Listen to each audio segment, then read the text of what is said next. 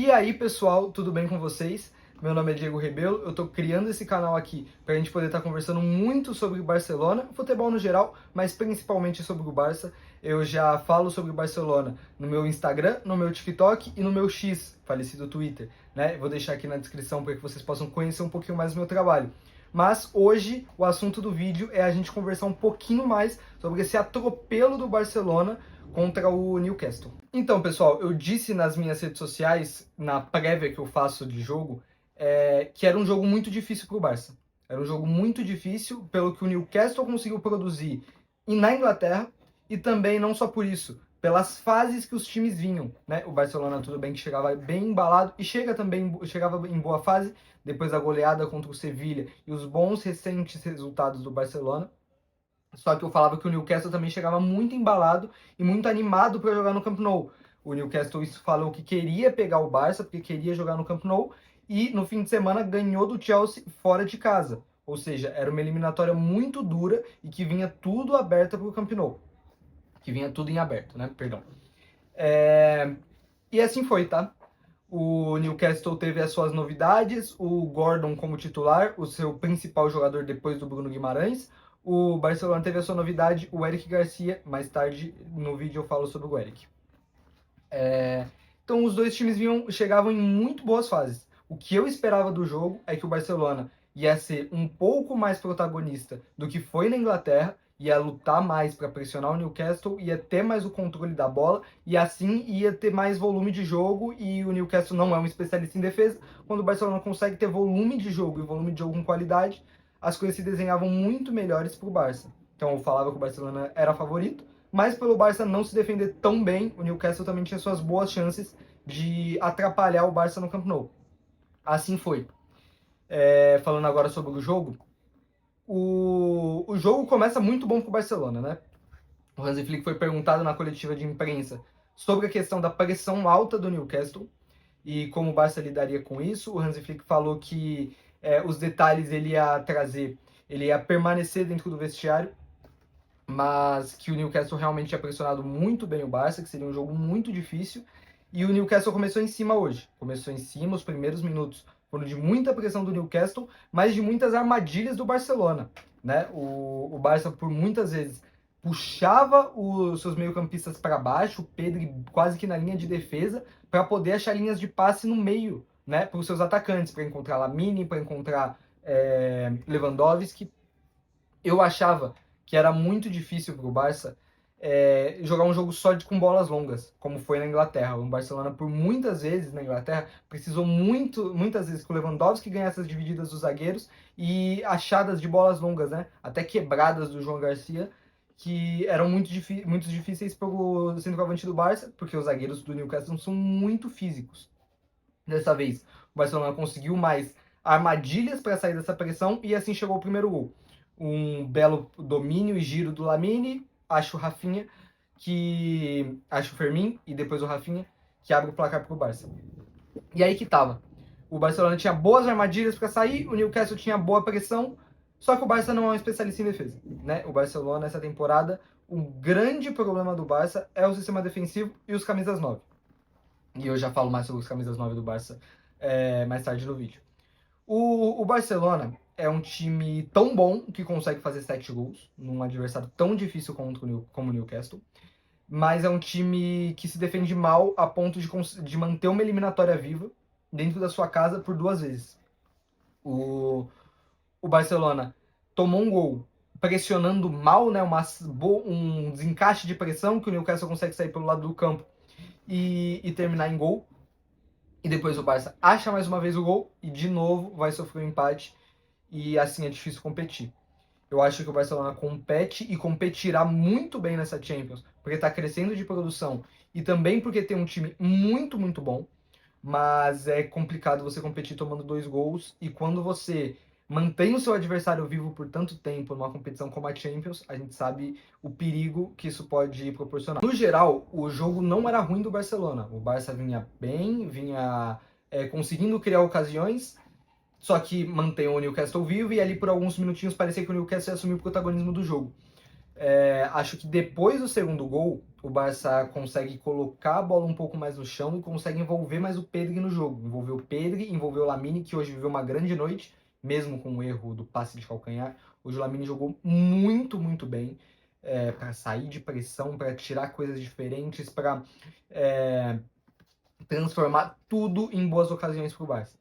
Então, a partir do momento que o Barcelona conseguiu trazer para a eliminatória o seu jogo, que é encontrar o Pedri, é conseguir passar do meio campo, posicionar os seus atacantes no último terço, e assim, girando bola, abrindo espaço, a partir do momento que o Barça consegue fazer isso, o jogo flui muito melhor para o Barça. O Lewandowski teve uma boa chance, perdeu, porque foi travado. Depois tem uma chance inacreditável perdida pelo Lewandowski e pelo Lamine, que o Barcelona conseguiu ir muito bem, que depois logo o Rafinha sofre o pênalti e o Barça leva para o intervalo uma boa vantagem, um 3-2 que ainda era perigoso. Né? Eu achava que o Barcelona tinha que sair com mais e tinha que ter mais atenção, porque não podia manter um adversário tão perigoso como o Newcastle vivo por tanto tempo. No segundo tempo, acontece que só o Barça voltou, né? Só o Barcelona voltou para o segundo tempo. No que o Newcastle titubeou em pressionar o Barça atropelou o Newcastle. Porque eu acho que o Barcelona veio nesse espírito de matar a eliminatória muito mais concentrado, porque o Barcelona pressionou muito melhor no segundo tempo. E talvez o Newcastle veio com. E o Newcastle veio com um pensamento de titubear realmente, de não dar o passo à frente que precisava, perdendo a eliminatória por 4-3. No intervalo, o jogo estava vivíssimo para o Newcastle. No que o Newcastle dá um passo para trás e não um passo para frente, tudo bem que podia tomar mais gols do Barcelona se desse um passo para frente, mas a eliminatória já estava sendo perdida de qualquer forma. No que o Newcastle deu um passo para trás, e aí o Barcelona conseguiu envolver o Pedri, envolver o Lamine, envolver o Rafinha e envolver o Lewandowski no jogo, que vinha jogando muito mal, aí o jogo do Barça flui muito mais. O Barcelona conseguiu muitas ocasiões no que o Newcastle nem pressionou muito o Barça e nem ficou parado nem estacionou o ônibus. No que o Newcastle fez isso, o Barcelona conseguia atrair o Newcastle para o meio do caminho, como o gol do Fermin, que o Lewandowski puxa o zagueiro, o Fermin ataca as costas, e aí acha o Rafinha, depois o Fermin. E assim o Barcelona foi empilhando gols. No que o Newcastle ficou no meio do caminho, o Barça empilhou gols. Contra o Barcelona, eu falo isso nas minhas outras redes sociais, ninguém pode ficar no meio do caminho. Ou você para o ônibus lá atrás, como muitas vezes o Atlético de Madrid faz, como muitas vezes os times de classe média do Campeonato Espanhol fazem, ou você pressiona o Barça muito alto. Pode ser que se você pressionar o Barcelona muito alto, aconteça o que aconteceu no primeiro tempo, você saia perdendo. Mas se você ficar no meio do caminho é pior. E eu falo isso porque hoje o Newcastle ficou no meio do caminho, tomou 7. Todas as vezes que o Real Madrid jogou contra o Barcelona, tirando a vez do Bernabéu, que não era um bom momento para o Barça, a do que o Real Madrid ganhou por 2-1, todas as vezes o Real Madrid ficou no meio do caminho. Né? Nem estacionou o ônibus, nem pressionou o Barça. E o Barcelona ganhou 5 dos últimos 6 clássicos. Então, é um muito bom time do Barça, que cresce no momento chave da temporada. Eu vou fazer um vídeo ainda falando sobre o crescimento dos grandes times na temporada, porque eu acho que para essa reta final de Champions, nós devemos ter jogaços, porque o PSG cresceu muito nessa reta final da temporada, acertou os detalhes que tinha que acertar. O Bayern segue no mesmo nível, eu acho que o Arsenal caiu um pouquinho.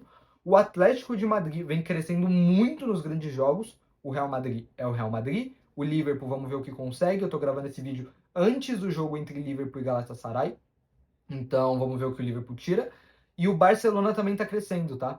Então, assim, se você tem todos os grandes times crescendo, é importante que você cresça também. E eu acho que o Barcelona vem crescendo. Os jogadores-chave do Barça, e aí eu já entro nas individualidades do jogo, o Lamine, o Rafinha, o Fermin e o Pedri fizeram jogos sensacionais. E o Barcelona precisa deles. Precisa também de seus camisas 9? Sim.